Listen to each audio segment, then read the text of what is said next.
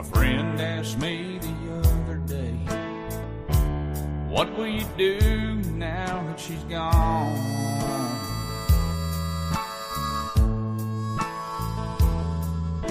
I really didn't know what to say. I just want to be left alone. Now all I have are the memories of a love dead and gone.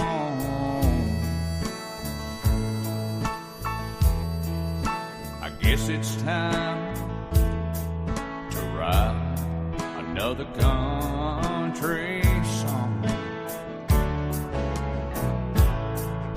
and stay out till midnight and drink like Jones and Esbon.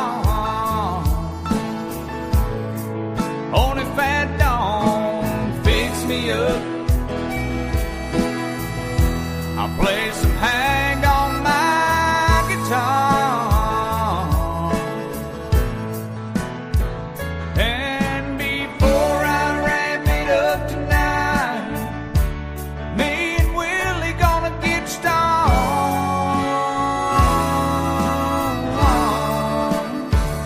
and write one hell of a country song. I'm sure she's doing good now, having herself a ball.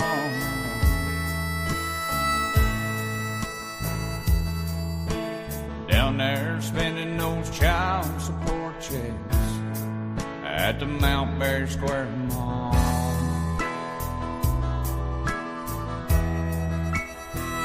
Oh, and you did me wrong, girl. Oh, you done it right.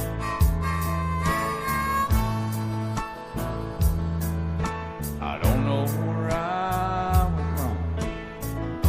I guess I'll write a country song and stay out till midnight and drink like Jones and Esbon. Only fat don't fix me up. I'll play some Burn on my guitar, and before I wrap it up tonight, me and Willie gonna get stoned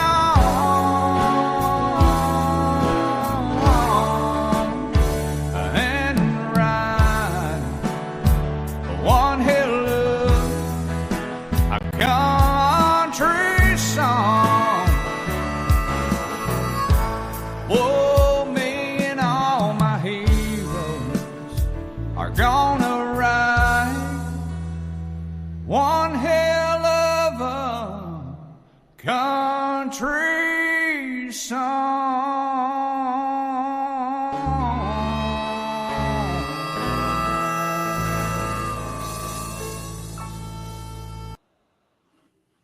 All right, all right, all right. Oh man. Hi, my name's 12 Gauge, and this is my channel, 12 Gauge Investigative. You know, a little bit of country music for the start of this reading. You know, that is some Texas stuff right there. Texas stuff. So, you know, I decided to get on here and read The Book of Murder by Matt Murphy. I had started reading this a while back, and I'm on chapter 2. So if you haven't started this book, it's in my library. So why don't y'all go have a look-see and see if you'll enjoy it. We're on chapter 2, so let's go ahead and begin.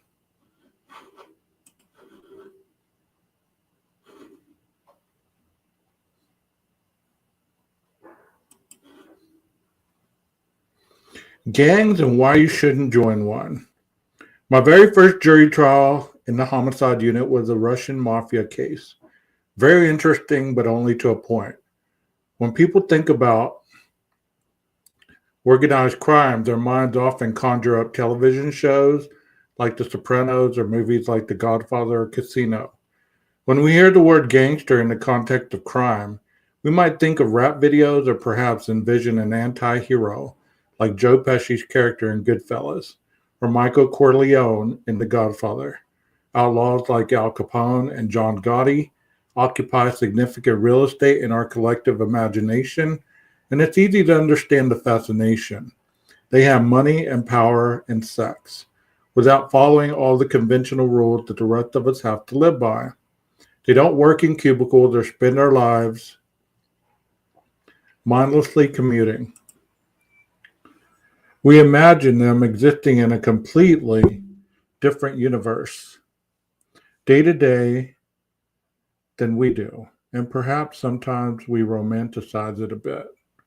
Don't we? Don't we? Don't we? We really do.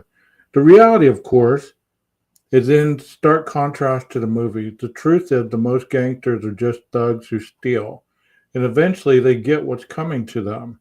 In the end, the law or the lifestyle itself won't catch up to them. Many of them, especially on the street level, are simply semi-gang, semi-organized bullies. They threaten innocent people, intimidate for convenience, and hurt for fun. Their victims usually don't deserve it. And quite often, they're not just violent, but like my 11 neo Nazis, also pretty dumb. My grim takeaway from years in the trenches is that active gangsters, no matter who they are often not that bright, do stupid things, and either wind up getting caught or getting killed. True to form, the Russian mafia thugs from my first trial were very bad people, doing very bad things. Ramadan Dokovic had come to the U.S. from Serbia 10 years earlier and met up with a cousin, Mike, in New York City. Mike was involved in a bank fraud scheme with some fellow Eastern European bad guys and brought Ramadan in on it. Eventually, they were caught, and Ramadan ratted out the gang to the authorities in exchange for probation. He was immediately labeled a dusnik or a stukik, Serbian and Russian respectively, for snitch, and kicked out of the crew. With no legitimate prospects in New York, Ramadan moved to Southern California. Cousin Mike spent a little time in prison, then got deported back home across the Atlantic, but eventually made his way back to the U.S., to Southern California, just like his cousin, and back into a life of crime. Mike rejoined his ring of Eastern European thugs, who amassed a collection of private ATMs from which they could pull banking information, account information numbers, and PIN codes of the people who used them. They purchased a card-making machine from Germany, which allowed them to manufacture their own debit cards, put any name they wanted on them, and gain access to accounts, draining their victims of money like parasites sucking blood. And these guys were killing it. Thanks to unlimited access to cash, Mike and his crew were surrounded by hot women, expensive cars, crystallized champagne, and all the gaudy trappings of success you would expect from a gang of novel, rich criminals from the former communist bloc. But Ramadan was still on the outside, having burned a relationship years earlier, and he was getting desperate. He had been working at a pizza joint and got a young woman pregnant. He owed child support, but then lost his job. He had nothing and nowhere to turn. He found out that cousin Mike was running a side hustle. In addition to the ATM scheme, selling stolen Rolex watches that belonged to a local jeweler in Newport Beach. So Ramadan reached out to the jeweler and offered to get the watches back for $20,000. The jeweler agreed, bad move, and Ramadan met up with Mike's associate, Miroslav Muric, demanding the watches.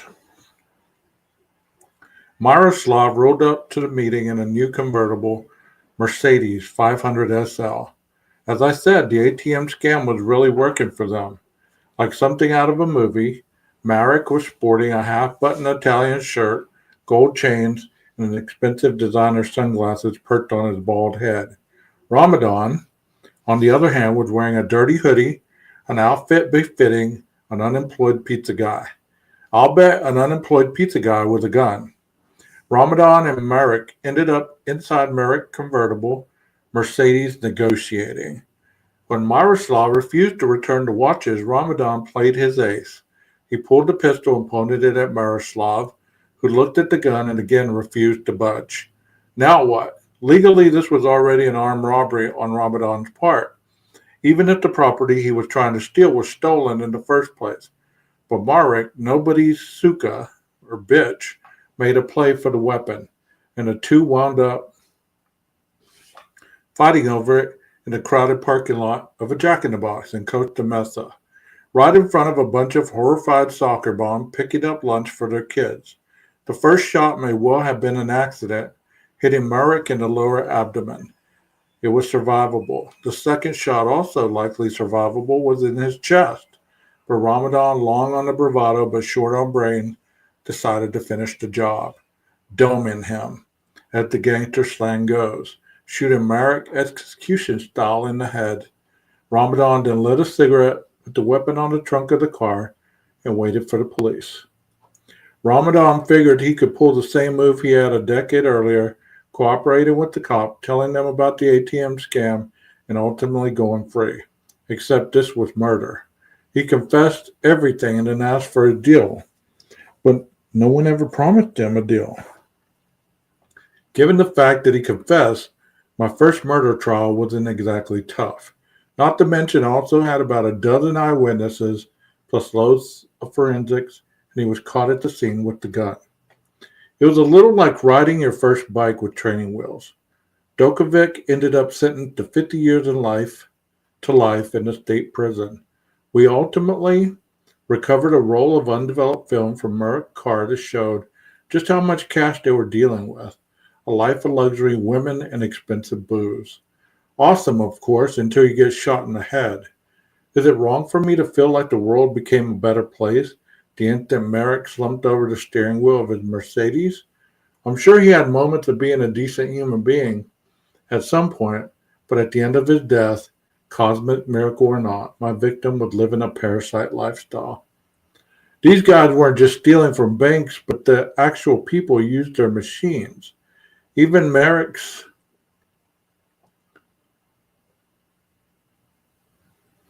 family didn't seem too upset. They came swarming in, never asked to meet the prosecutor, and I felt like they were more interested in the watches and the car than justice for Merrick Killer. We made clear we weren't giving up the Mercedes. It was our crime scene after all. Before long, they packed up and left town. I don't want to be too harsh on them. They may have been perfectly decent people who just happened to know what a lowlife Merrick really was. But this actually points to one of the fundamental reasons why gang cases are never the most rewarding to work. It's difficult to garner much empathy for a thief who hurt the innocent. A gangster victim who took pride in terrorizing the hardworking and honest people living in the neighborhood. That's not to say gang culture can't be interesting or that the cases don't often involve some complex legal theory of attenuated criminal liability like conspiracy, aiding and abetting, and natural and probable consequences.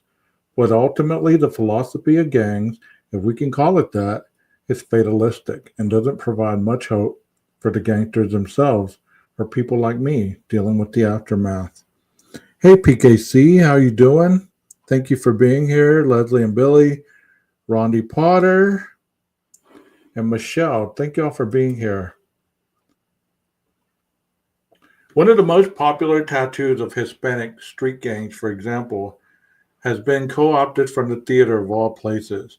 The sad mask, happy mask image that some might associate with Shakespeare is actually ubiquitous in gang culture and has been inked on literally thousands of California gangsters. They call it laugh now, cry later. and it reflects the idea that they will have their fun in the moment, but know they'll eventually either die or go to prison.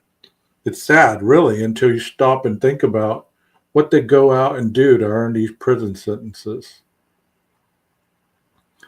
Any temptation to feel bad for them exposes another common misunderstanding held by those who don't know the gang world.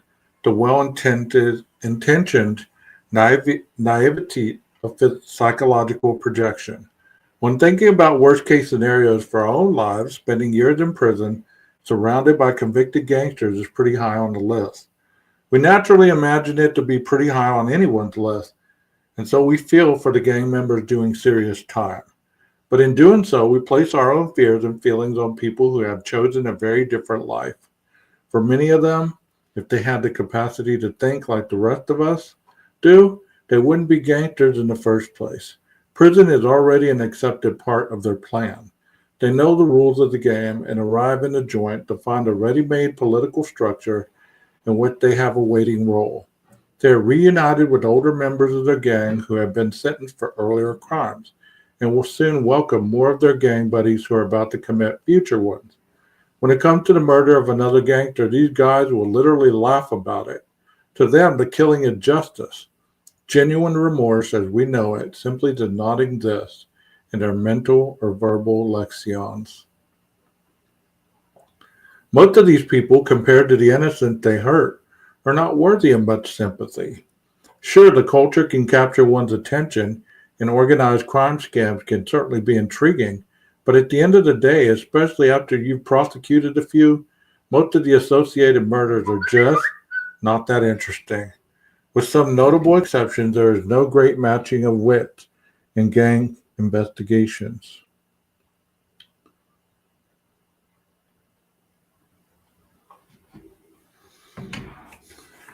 Where am I?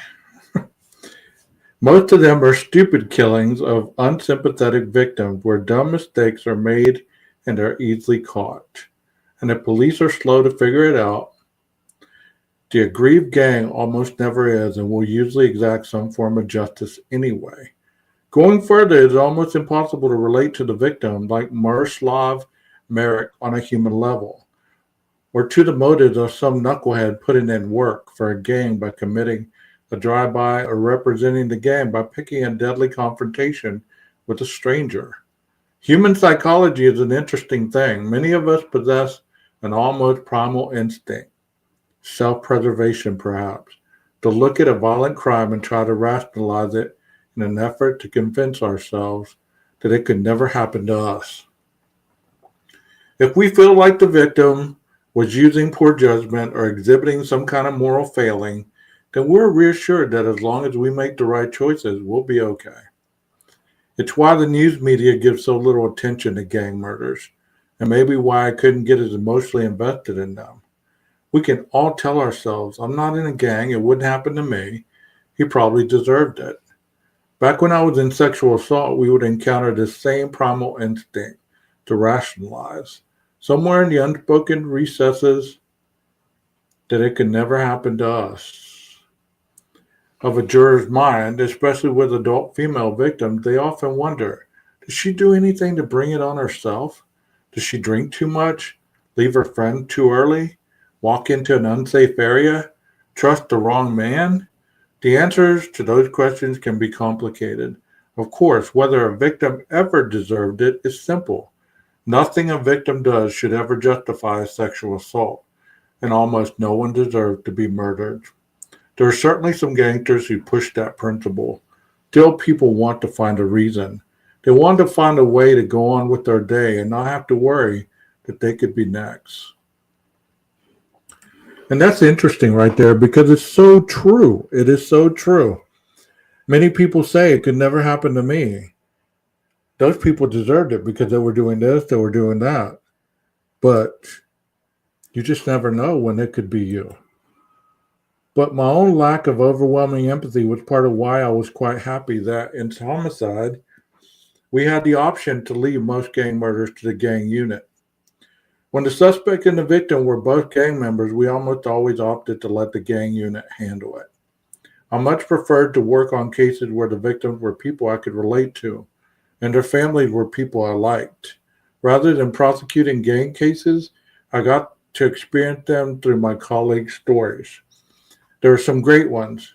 Gallows humor, given the absurdities of the gang world, was a common feature of the gang unit. One story that always comes to mind is the case of my colleague Howard Gundy brought with him when he was promoted to homicide. As Howard explained it to unit one day, a trio of gang members pulled up to quinceanera party. There was a driver, a shooter in the right front passenger seat, and a 17-year-old gangster in the back, along for the ride or perhaps for emotional support. The shooter shot into the crowd of teenagers and family members on the birthday girl's front lawn. 8 or 9 rounds from a distance almost impossible to miss, and yet he missed entirely. The driver then started to speed off into the night. So far, so good. According to Howard, the kid in the back seat then decided to contribute. He stuck his head out of the right rear passenger seat window and, while throwing gang signs with both arms, proclaimed to the pussy motherfuckers at the party exactly which gang had just tried to murder them all. One of the party guests from a rival gang had heard the shots, ran outside, pulled out his own firearm, and started blasting away. Firing blindly and sideways in the direction of the speeding car, he somehow managed to hit the 17-year-old cheerleader still hanging out the back window, right between his eyes, killing him instantly. An impossible shot. Lou, listening carefully, paused and then, with a soft voice and a straight face, said, "Well, at least he died doing something he loved." And then he walked into his office. From a legal perspective, the story gets a little more interesting. Howard didn't prosecute the gangster who actually killed the victim. That guy, gang member or not, had been substantially provoked. He was shot at. Rather, Howard charged both the driver and the failed shooter with the murder of their confederate under what is known as the provocative act doctrine. See, I told you the legal theories can sometimes be the fun part. What this means, if a bad guy does something during the commission of a crime, in this case, the attempted murder of everyone on the lawn, that provokes a legally justified use of deadly force in response to his action. Here, the rival gang member shooting back, and that response results in the death of one of the bad guy partners in crime, the smack talker in the back seat. Then the bad guys who started the whole thing are on the hook for the murder of their friend. Some people bristle at this result at first glance. After all, why should the kid on the lawn be allowed to shoot at a fleeing vehicle? Is it really self-defense when the car is driving away? The answer to this is a combination of legal reasoning and common sense. Do you prosecute an innocent homeowner for shooting an armed assailant in the back? In law school, the answer might be yes, but in real life, a jury is unlikely to convict, and a good prosecutor must think about justice above all else.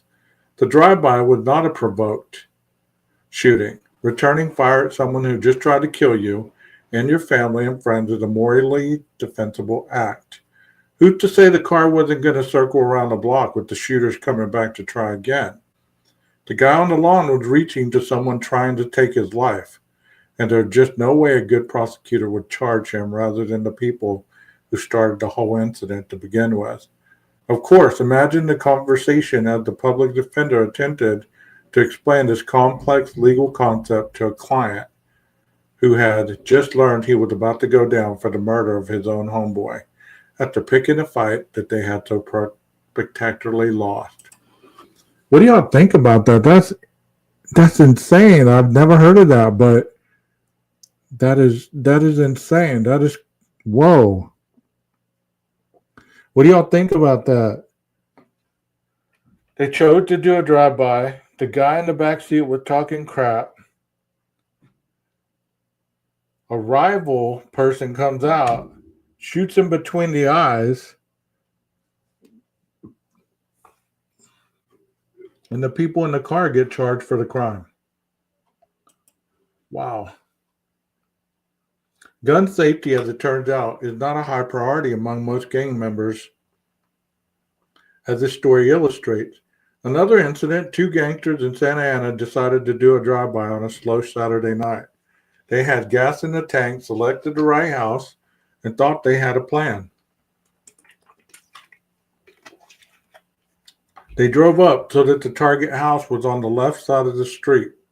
Rather than having the driver turn the car around so that the passenger side shooter would have an unobstructed field of fire, the guy with the gun decided to instead blast away out the open driver's side window. However, instead of leaning over the driver and firing out the driver's side window, he just shot from the passenger seat. Not the best tactic, but also not necessarily fatal to the plan. As long as they have done a little pregame coordination or at least have the ability to count 1 shot, 2 shot, 3 shots. In this case, the driver hit the accelerator before his passenger was done, which meant the car was moving forward, but the gun certainly wasn't. A valuable lesson in physics, perhaps. The final bullet ended up blasted into the right side of the driver's skull, killing him instantly. The car then crashed into a nearby tree, leaving the shooter injured and a murder weapon sitting next to him in the wreck when the police arrived. Detectives call that a clue. Under the doctrine of transferred intent, when someone intends to harm a particular victim but unintentionally kills someone else instead, the shooter's action amounted to first-degree murder of the driver, with the additional 25 years for the use of a firearm. The issue is a matter of degree. Without the doctrine of transferred intent, he might be liable for only second-degree murder, shooting in a reckless way, an accidental death. But he premeditated his intent to kill. First-degree murder. And so that's what he ended up with. No discount for killing the wrong person. Incidentally, no one inside the house was hit. On another case, I dealt with a gangster just paroled who decided that the first thing he wanted to do with his freedom was shoot someone. His buddy had rented a car, he hopped in, and they met up with a couple of friends, including a woman who ended up in the back seat. They drove around the neighborhood and got approached by a different woman who assumed they either buying or selling drugs. Our hero asked her where she was from, the classic gang challenge. And she said she wasn't in a gang, but named one she had friends in. Wrong gang, wrong answer. He shot her in the head. The woman in the back seat started screaming. Our shooter turned around and told her to shut up or he'd shoot her too. She didn't stop screaming, so he shot her in the chest. She then bled out all over the back seat of the rental car. This was not a part of his buddy's plan when he drove out of the parking lot at Enterprise. So our gangster decided they need to get rid of the body. They drove to Newport Beach and chose to dump her in the ocean. Good thought. The problem is they drove to the bridge over the Newport Beach back bay, not the ocean, and it was a foggy night. They stopped on the bridge, threw her over the railing, but instead of a splash, they heard a thump. They literally missed the Pacific Ocean, and she landed in the ice plant below. Note that the Pacific Ocean is the largest geographical feature on Earth, so they missed and hit an ice plant below. You can't make this stuff up. You cannot make this stuff up.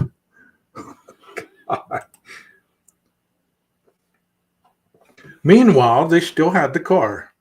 The parolee told his buddy to burn it, but his friend reminded him, "Hey, cabron, it's a rental car." So he dropped off the shooter, drove all the way to San Diego, found a car wash with one of those big self-service hoses, and sprayed down the interior. However, in trying to get rid of that much blood, he ended up flooding the car and simply caused the stain to spread. The vehicle was now completely waterlogged and an electric component shorted out on his way back to Orange County. This caused the vehicle to break down on a deserted stretch of 5 highway, which runs through the middle of Camp Pendleton Marine Corps Base. It was dark, it was 3 o'clock in the morning, and our hero was stranded. Luckily, he was a member of AAA. Gang members can sometimes make responsible choices, and called for a tow truck. Unluckily, he was still a gangster, So when the tow truck driver was slow to arrive, he called back and threatened him, promising to fuck him up if he didn't come faster. The tow truck driver explained that he didn't want to get fucked up, but he was the only truck assigned to that stretch of the highway. And rather than deal with threats, he would simply call the police instead. When officers arrived, they found an agitated gang member in the middle of the night with diluted blood all over the back seat and floorboards of his rental car. Then they noticed a bullet hole right in the middle of the whole mess. Police considered that a bit suspicious. Arrests were made and everyone went right back to prison. Miraculously, the young woman who originally approached the car and was shot in the head actually survived. In case that's not enough, I have one final bit of gang-related hijink to share. When they aren't arrested immediately after the killing, gangsters often can't resist commemorating their actions with a new ink somewhere on their bodies. Tattoos are a common way of proudly proclaiming that they have committed a murder. Of course, any previous arrests or photographs make it pretty easy to figure out when a new tattoo was added, and thus it becomes a pretty strong piece of evidence connecting them to the crime. Perhaps you want to make the case that a new tattoo could mean just about anything. The standard image these gangsters choose for their new piece of body art is a gun pointing outward. Impossible to decipher the meaning of that one. Similar to the tattoo of the gun pointing outward, there's the one of the knife with blood dripping from it. Again, not so cryptic, but it's important to put yourself in the mindset of the gang member. These are badges of honor. They're proud of what they've done, and having killed someone is a big deal in their world.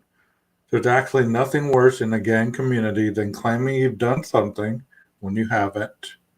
There are prison tattoos that are very common. A star on the top of your elbow if you've spent a year in county jail, or a stone tower if you've done time in Folsom, or a spider web on your elbow if you've been to state prison, as opposed to the local jail. If you get one of those tattoos and then people find out you didn't actually do the time, you did 30 days instead of a year, then you're going to take a beating or worse.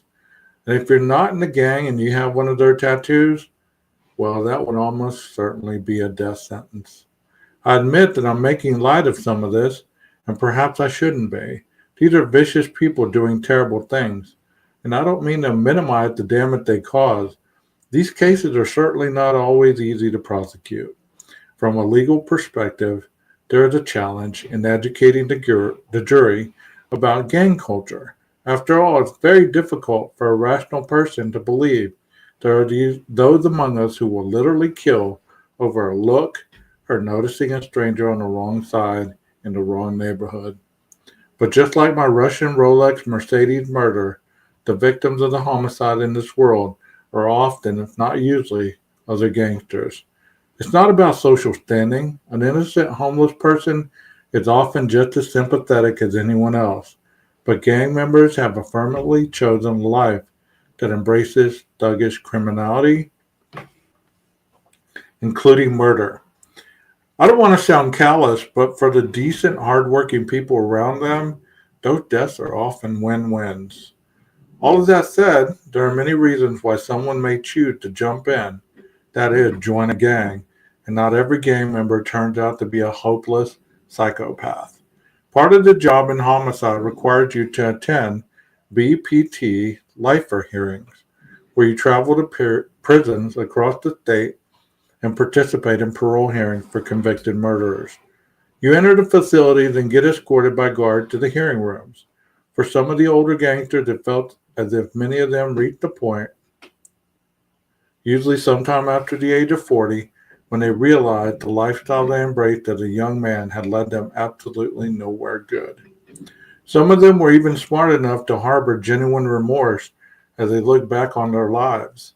For some, their highest ambition now would be to sit on a couch after a long work day, drink a beer, and watch a Lakers game. I believe that guys like that are no more dangerous than a white-collar embezzler paroled from federal prison. and perhaps even significantly less so. They must be old enough for the juice to have drained out of them, to be generally done with the gang life, and wise enough to never want to go back. I've sat across the table from a few of them. With those guys, I believe they had done their time, justice was satisfied, and they had earned the privilege to again taste freedom. Nevertheless, as the prosecutor, I like to save my energy for true victims, and the gang cases I did take on were almost exclusively those where the victims weren't gang members, but people who had never have been put in harm's way. After that first trial with Ramadan Dokovic, put away for a few decades, I was eager to move beyond gangs and onto something a little more emotionally rewarding. Then again, as the old saying goes, be careful what you wish for. What do y'all think about this? Give me some feedback. You want me to keep going? I've only read 36 minutes. What do y'all think about this? At this rate, leave them alone. They're going to knock themselves off. Darwin's winners at their finest. Sounds like he reads. Sounds like he needs to turn in his criminal card and replace it with the dummy card. Sounds like the dumbest criminal defense won't even help them. Yeah, I can read some more. Are y'all enjoying the book? I'm enjoying the hell out of it. Matt Murphy, if you happen to come across this live, I hope that you feel that I'm reading and explaining your book with great justice, sir, because I'm enjoying reading it. Let's go to chapter 3. The Politics of Death. Lou's early on advice about saving my sympathy for the innocent stuck with me, and no one is more innocent than a 5-year-old child. After the Ramadan Dokovic trial, it wasn't long before Lou was back in my office with something really horrifying. If you follow true crime news, Samantha Runyon's name might ring a bell. She was a 5-year-old girl 2 weeks from her 6th birthday when she was abducted in broad daylight from her yard, 15 feet from the open front door to her house, where she was playing with a friend. A man in a light green sedan stopped his car and asked for help finding a lost dog. Samantha's friend backed away, but Samantha didn't, and the man grabbed her, forced her into the passenger seat, and drove off. Neighbors heard her screaming, "Help me! Tell my grandmother!" she shouted. The whole thing took maybe 20 seconds, and Samantha was never seen alive again. It was every parent's worst nightmare. 20 seconds. I don't know where people get that mindset that crimes actually take longer than they do. Criminals have a very slow ticker, and 20 seconds is a long time for them. So they're trying to get it done as fast as possible. Media attention on the kidnapping was instant and overwhelming, as anyone would expect. Orange County Sheriff Mike Corona held a press conference. The FBI sent in a team of criminal profilers and studied satellite images. It seemed like the entire world was looking for Samantha. I had been in the homicide unit for less than 3 months at this point. Lou walked into my office and handed me the file. "Here's the deal," he said. "As horrible as it is, this little girl is going to be found, and she's likely going to be dead. The sheriff will need someone to work with during the investigation to be their guy for warrants, late-night phone calls, and whatever else we can help with. This case is yours, and it's going to be big, so wear a nice suit." Sure enough, the next day, Samantha's body was found by a hiker climbing up a twisted mountain pass in a dry patch of dirt next to the Ortega Highway, 50 miles from where she'd been abducted. She was just there on the ground, unburied, naked, on her back, with her legs spread apart and her brown eyes staring lifelessly into the sky. The hiker begged the police dispatcher to send help quickly.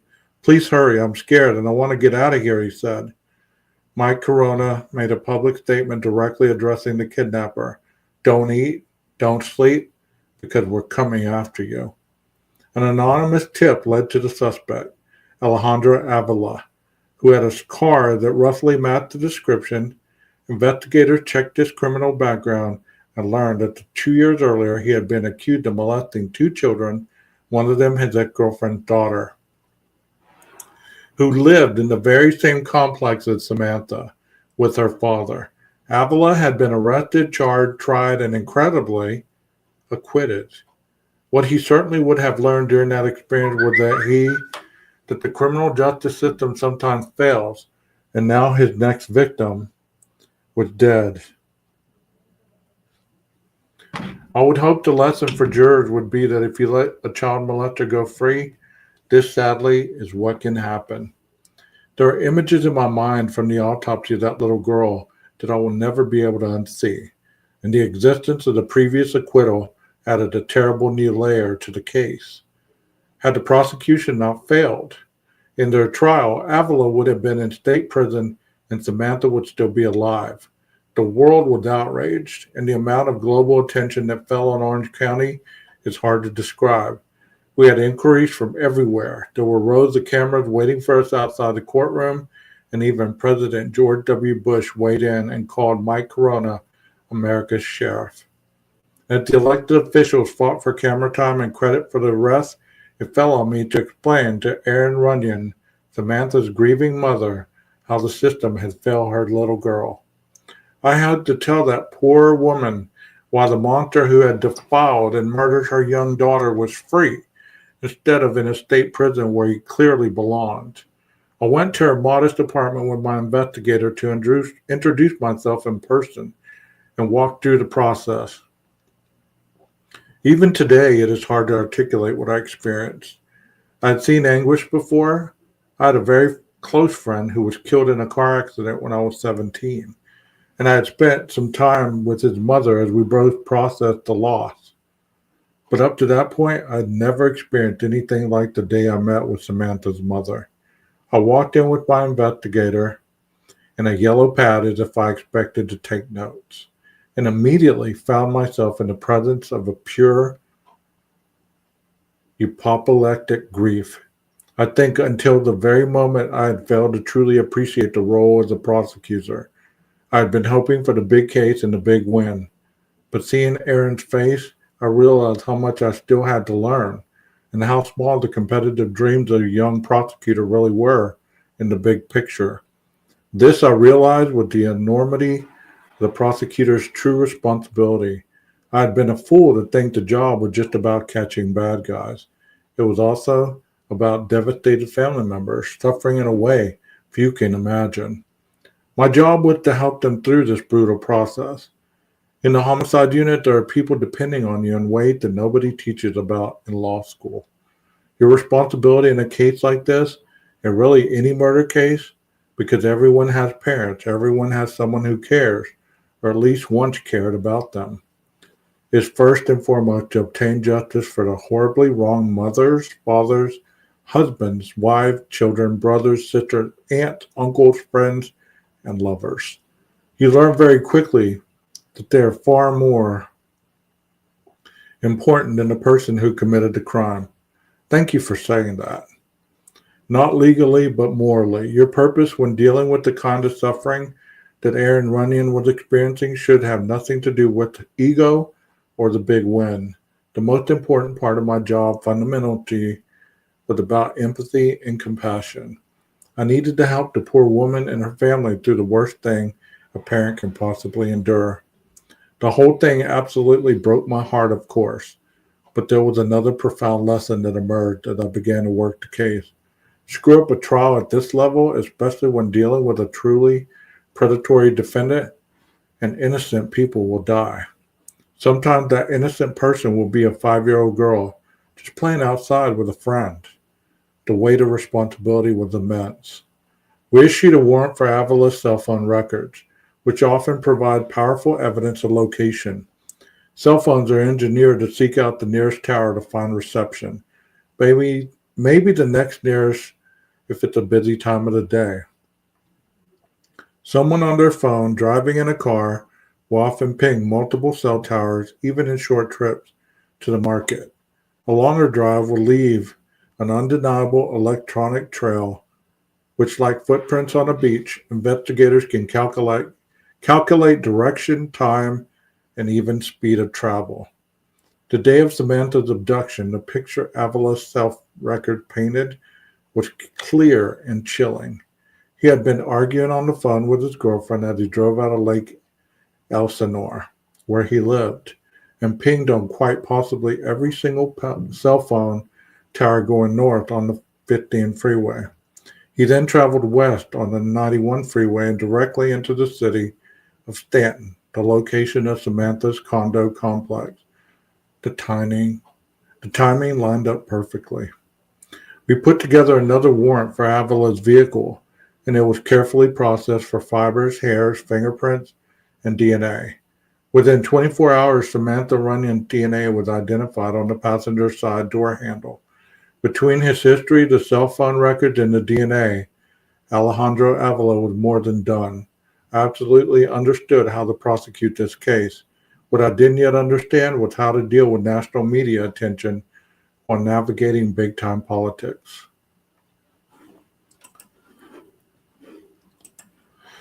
I filed the murder with special circumstances, and the elected DA quickly announced that we were going to seek the death penalty. Avila was arraigned the following day. Walking out of the court with our district attorney and his entourage, we were mobbed by the media. There were perhaps 50 cameras outside the courthouse, each with a reporter and sound technician, so many that they were lined up in rows. There were trucks with cranes shooting out the top, and more cameras. The lights felt brighter and hotter than the sun. Don't screw it up, just kept echoing in my head. It was apparent from the very beginning there were two distinct dramas going on in the investigation. First, there was a dedicated professional grinding through the stress and long hours in a noble effort to catch and punish a very, very bad guy. There was a purity to their work, and they did their jobs well. But then there were the political aspects and the involvement of other people not necessarily motivated by goals so noble. A promising lead would be followed by a suspiciously fast news story. No sooner would investigators find a new piece of the puzzle than someone in the sheriff's office would leak it to the press and we'd see it on the nightly news. The investigators weren't very shy about expressing their frustration. I talked to Lou about the leaks, and again he hit me with the gem I will never forget. Chasing leaks is like chasing ghosts, he said. Scary at first, but the reporters will never burn a source, and you will never catch one on video. They're frustrating and annoying, but just like a ghost, in the end, they will never really hurt you. Sage advice, but the distraction was hard to ignore. Beyond the leaks, it was tough not to notice the people uninvolved in the day-to-day of the case jostling for credit.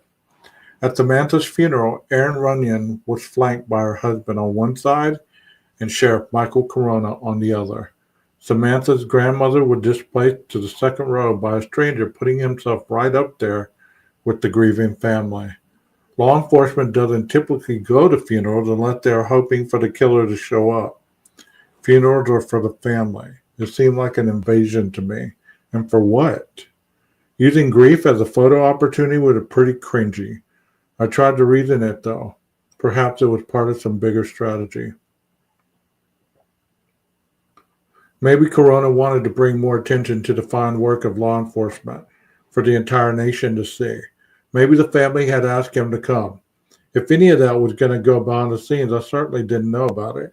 Meanwhile, Corona went on CNN's Larry King Live with the host echoing the president's America's Sheriff comment.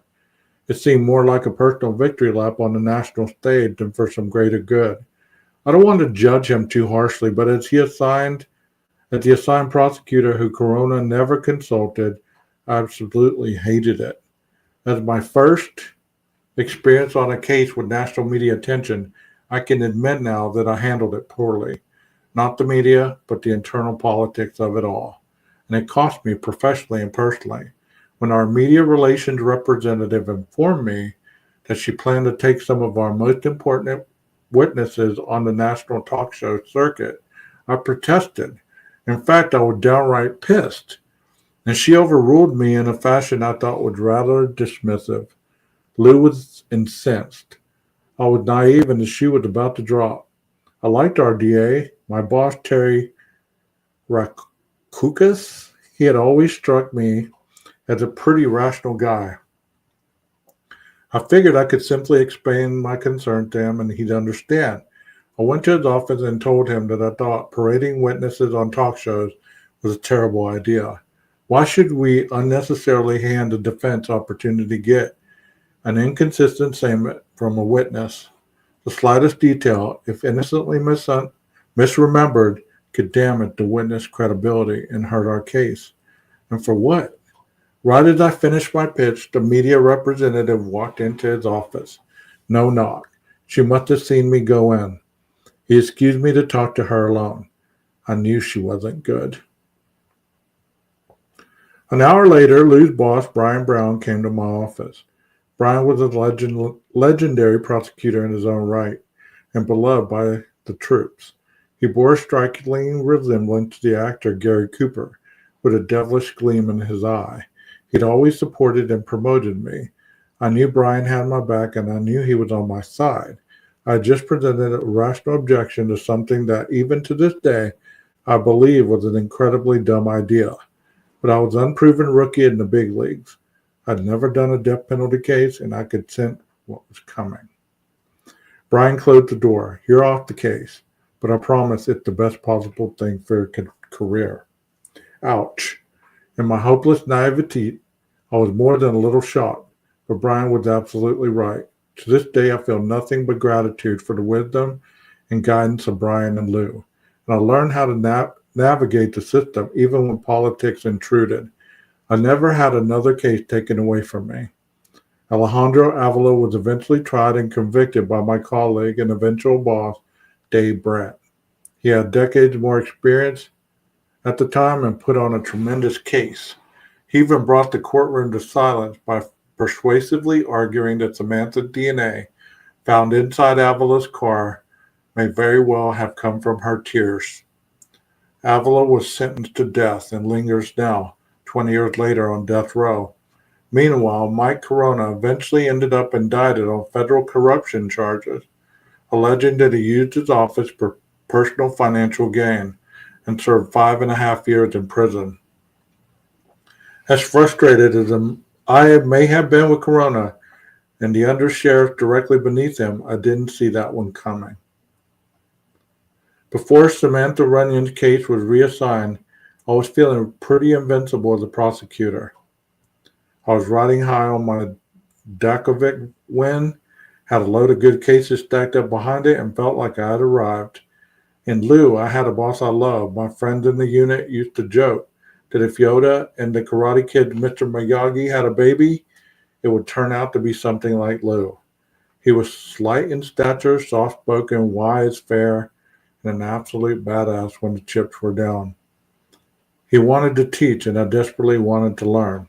I'd been handed arguably the biggest murder case in the country, which even the president was talking about on national television. I was walking out of court. The banks of cameras and friends I had not spoken to in years were reaching out, saying they had seen me on the news.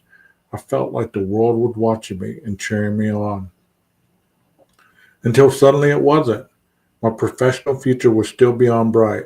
I had Lou, I had my colleagues, my investigators, my assigned cities, and I was very much still a prosecutor on the rise. But I had just lost a pretty meaningful internal political battle. It was big media, a big case, and the loss felt like a big hit. Lessons in life, especially important ones, tend to sting. On the personal side, I was still reeling from my ex-girlfriend's engagement. I was still only a few months past the moment in the parking lot when I got the call to check out my first murder scene, and still surfing as many mornings as I could to try to forget those impossible to get past feelings. But hey, maybe they could still break up. Maybe she would decide to come back. Maybe it wasn't really over. In the words of my good friend Dennis Conway, who had just been promoted to homicide with me, I was very much still suffering the hope. Until suddenly again I wasn't. In a laughable coincidence you simply can't make up, the very same day the Runyon case got reassigned, the invitation to my girlfriend's wedding started to arrive at the homes of some of our mutual friends. In the ebb and flow of life, we all have good days and bad days, and that one felt like a very bad day. So much for hope. One of my good friends and an invitee to the wedding knew I would be pretty down. He dragged me out with a bunch of our buddies, figuring it would do me some good. And it worked, at least for a while. We had some food, some laughs, and then, as it happened countless times before, one of the more extroverted guys in our crew began chatting up a group of women sitting together at a local sushi bar. They were friends from college, we were friends from high school, and our two groups matched up almost cosmically, while I soon found myself in a conversation with a beautiful woman, and suddenly things were looking up. By the end of the evening, couples started pairing off, numbers were exchanged, and bizarrely, three of my closest friends would wind up marrying the women we met on that night. They're still married today. I was already starting to see how this job might be difficult to reconcile with a healthy personal life. I was working 16-hour days and loving almost every minute of it, but also starting to wake up to dreams of dead children. I began having nightmares that my defendants had escaped justice and were free to kill again because I had failed. I had recurring dreams where I was giving a closing argument, and the jury just wouldn't listen. Truth be told, I still have that one. I was being jarred awake to cold sweats in the middle of the night. The job, of course, can certainly affect your personal life and romantic relationships, but I was about to learn how poignantly the reverse can also be true. I would soon receive a big lesson in how romantic relationships can also significantly impact the work. To explain, I need to go a little bit deeper into some embarrassing aspects of my love life. I promise this brief sojourn will end up connecting to one of the most notorious murders of the past 30 years. Okay. My mouth is getting dry, so it's almost an hour. Whew. What do y'all think? What do y'all think? Samantha Runyon. I've never heard of that case, but maybe I need to go back and look at it. I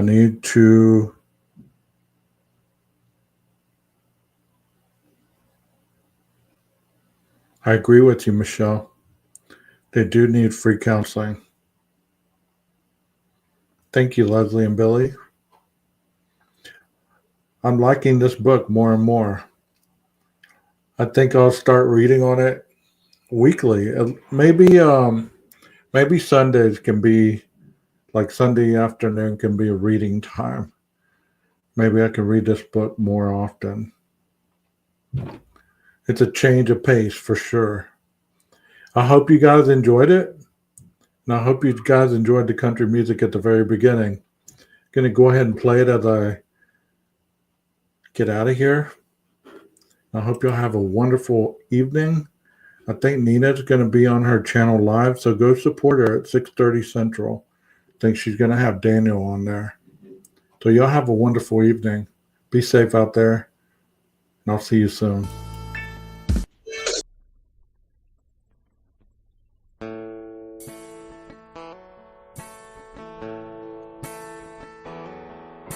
My friend asked me the other day, what will you do now that she's gone?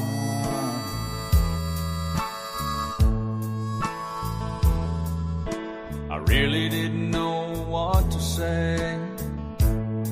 I just want to be left alone.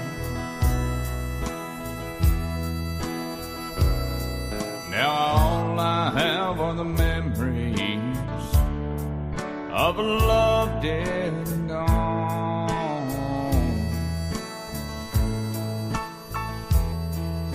I guess it's time to write another country song and stay out till midnight and drink like Jones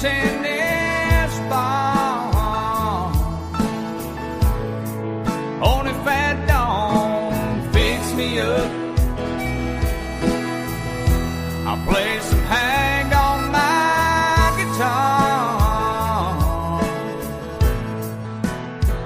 And before I wrap it up tonight, me and Willie gonna get stoned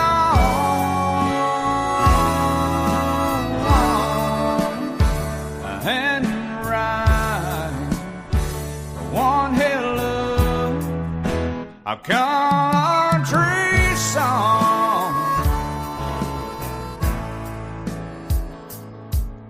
I'm sure she's doing good now, having herself a ball.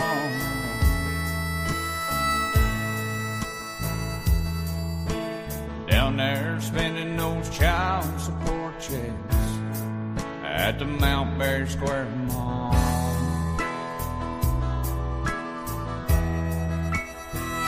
Oh, and you did me wrong, girl.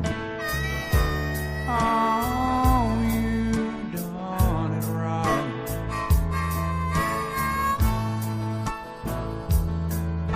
I don't know where I went wrong. I guess I'll write a country song and stay out till midnight and drink like Jones and Esbon. Only fat don't fix me up. I'll play some Burn on my guitar. And before I wrap it up tonight, me and Willie gonna get stoned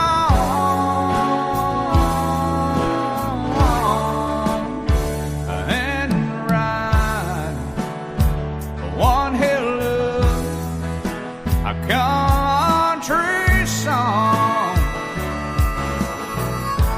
Whoa, me and all my heroes are gonna write one hell of a country